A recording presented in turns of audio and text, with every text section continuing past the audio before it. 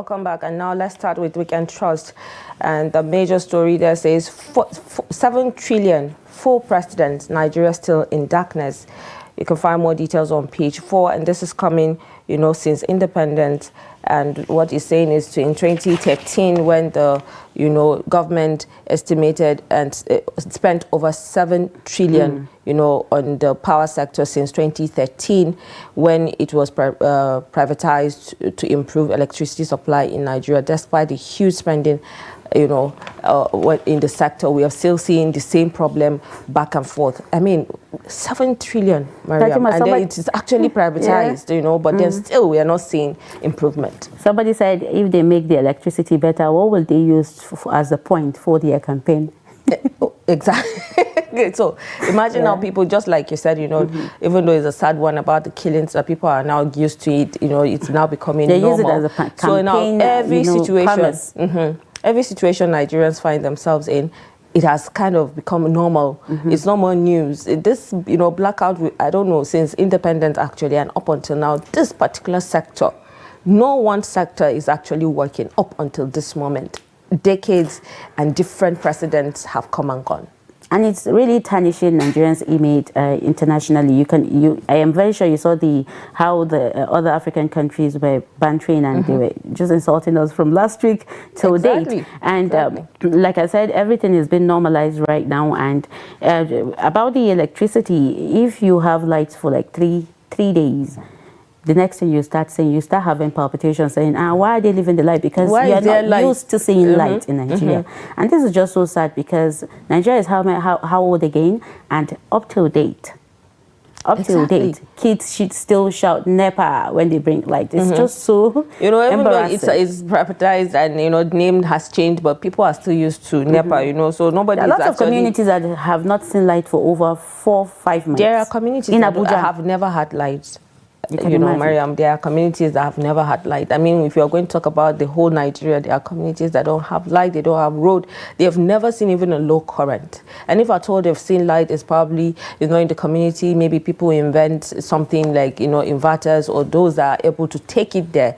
But usually you see gen. I mean, you can even see the picture showing, the lamp and, torch lights with gen and jerrycans and, the long-time radio that, we used to listen to radio and play cassette is also there. So this is what has, been during all these years up until now. And people are still using some of these things, at home just to make sure that they have light or so that they can actually, use something.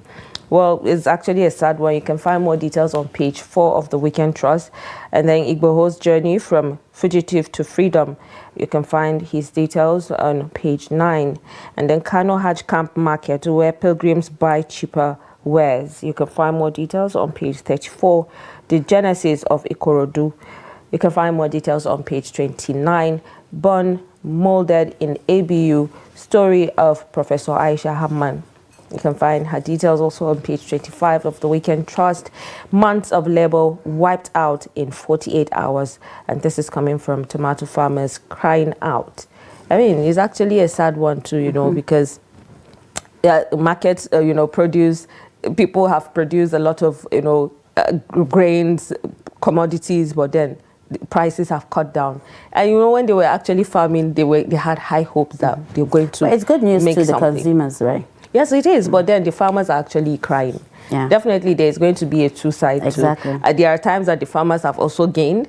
Marketers, the consumers are also crying. So I think it's it circulates. And I feel this when it comes to perishables, it's seasonal.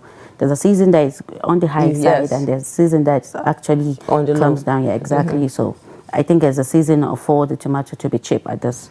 Yeah, I think at least people will be able to eat. Fasting is approaching. That's one point that we've not also mentioned. Even though we talked about it last week. The price doesn't go up before then. We hope so. Since the things have come down, we know that definitely before fasting is not going to skyrocket. So let's just leave it that way so that every Nigerian can actually have a good meal. Well, you can find more details on page 33. Turaki Wike factions renew battle for secretariat. I mean, we've talked about that earlier, you know, the back and forth is like the more crisis, the more they stay relevant, and, you know, we get to talk about it. So it's as if we're promoting even the crisis. It's people that, because it's politics, this is what people want to hear. We have no choice, you know. But then you can find more details on page 16, and that's the much that we have for you on the Weekend Trust. The next to review is Vanguard. The Guardian, I beg your pardon.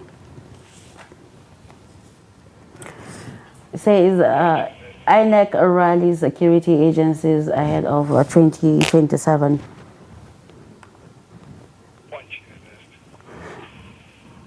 And this is right in page 2 of The Guardian.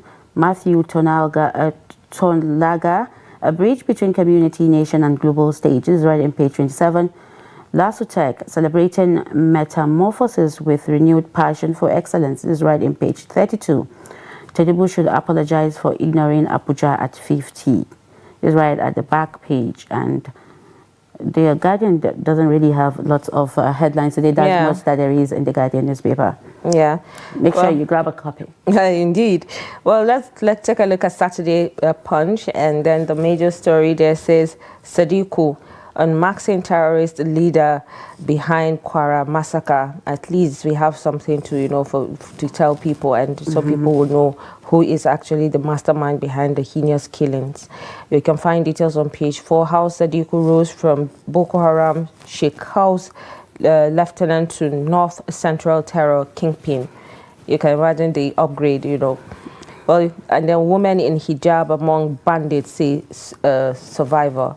And this is, you know, when conflict, banditry, terrorism is happening, you must definitely find a woman somehow. It doesn't just work without a woman, you know, in the picture. Well, 50 residents hospitalized. Government sets up relief committee. You can find all these details on page 4. Inside Burkina Faso, Ghana criminal networks where desperate Nigerians, migrants disappear. This is actually something that the government needs to take a look into. You know, how can, you know, people disappear from these are our sister countries, Abby. Yeah. So we shouldn't be seeing such situation happening. It's actually sad. Where are they being taken to? What's happening to them? Their families would love to hear, you know, what's actually happening to their loved ones. You can find more details on page 28 and 29. I feel incomplete if I don't read every day. This is coming from Unilag Best Graduate. I mean, it's good to see someone in being interested in reading. You know, a lot of youths nowadays, they don't read. You know, the decline when it comes to reading culture. Lots of Nigerians do not read.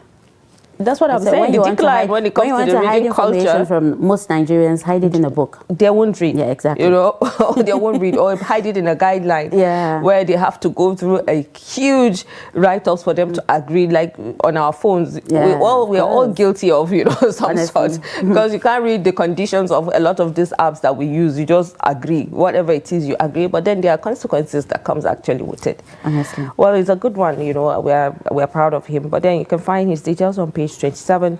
U.S. Congress panel slams FG's $9 million lobbying deal.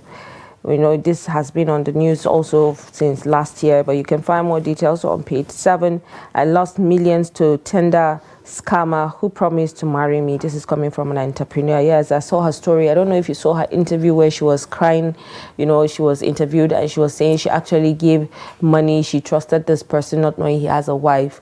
And she said she has spent over 10 million or so thereabout in the little time she spent. She can see him and yes, but she get back her money. Yes, she said, I know you're watching this, so I want you to bring back my money. And definitely she can sue him as far as he's alive, except he has run out of the country. But you can find more details on page 2. And then venom and vacuum, how Nigeria's anti-venom shortage turn snake bites into death sentence. You know, we just spoke about it. So please, we'll love you for you to take it seriously. I mean, did you see the huge snake that was killed?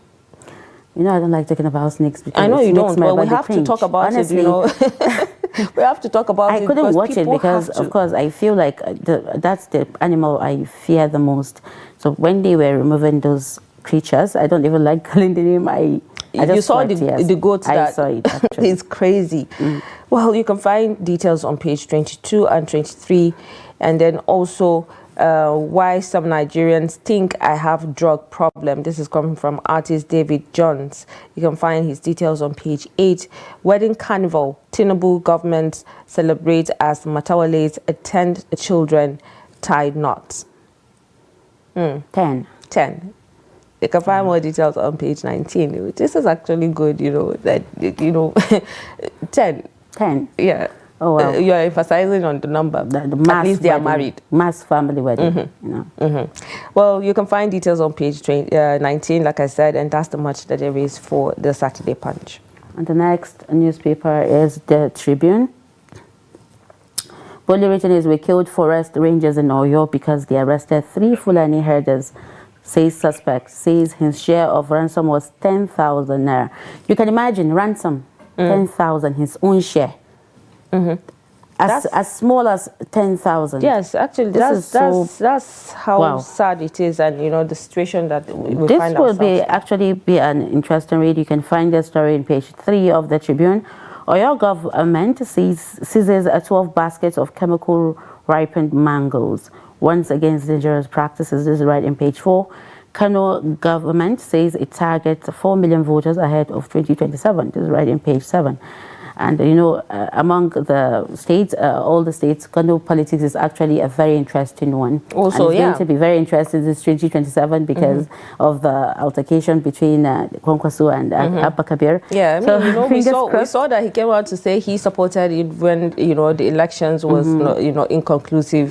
He took him to go and visit the court justice. And, the back and forth is, we are going to keep seeing so many things coming out. I always say 2027 is going to be very interesting. Yes, and I'm very sure it's going to be that. This week we are seeing a little bit of relief from the rivers crisis, even though it's still there going on, but now it's more of Kano and then also the Emirate tussle. Also, Kano has a lot that is honestly a lot is going on. Oh well, the story is right in page 7 of the Tribune. Troops raid kidnappers' hideout in Edo Forest, arrest 13 suspects, seizes weapons, drugs. This is right in page 4. Security agents storm Kogi Forest, arrest 8 criminals. This is right in page 6. On entertainment, how the past 2 years tested me is in unexpected ways, says the AY. This is right in page 2 of the Tribune. Kwara massacre. Attackers returned on Wednesday to continue their onslaught, but retreated when they saw soldiers. This is coming from the Ladi chairman, Kayama local government area. This is right in page 8 and continued in page 25 of the Tribune. My wife set our house ablaze, claimed she planned to roast me alive. Wow. The land he built the house on belongs to me, says the wife. Well, this is a family issue, and it's right in page 12 and continued in page 21, and that is the much that there is in the Saturday Tribune this morning. I mean, talking about this, just now that we read on the front page of the Punch, I'm actually seeing that, a landlady actually poisoned tenant's son over feud. Wow. Imagine that, you just read out also another, issue of, a wife wanting to roast her husband in fire. I mean, I don't understand. How can you roast your fellow woman and a human, and in fact, your husband? How can you do that? It's a psychological problem sometimes. Honestly, this is not normal. It is. It's not normal. I don't know how people just sit down and just feel they want to shed blood or they want to just harm someone. I don't see how it's normal that you claim to love someone and you still want to be the person to hurt that person. It's actually definitely crazy. A psychological issue, It's probably the person going through trauma or, so the person may have some issues that underground you don't know about. So that's why it's very important for us to keep checking our mental health, to keep asking ourselves, put ourselves in order. Sometimes, just sit down, meditate and think what you're doing right, what you're not doing right. If you're not okay, seek help. At the end of the day, nobody is going to look down or belittle you for coming out to say, oh, I'm not okay. At the end, people love you, they will stand by you. Why will somebody just succumb to the evil thought? It's evil. It is. See, and how do you start thinking about burning somebody alive? I mean, we've seen coming out to talk about it. It's so sad to see. We've seen a lot of stories like that. Well, at this point, ours is for us to make sure that we actually call people to order to tell them that, okay, this is what we think you should do. We have to keep reminding people of the need to constantly take care of your health, be there for your loved ones, and then, so there will be peace. Well, this is the much that we have for the newspaper review. Now let's go on a quick break, and when we return, we'll open the phone lines to hear from you.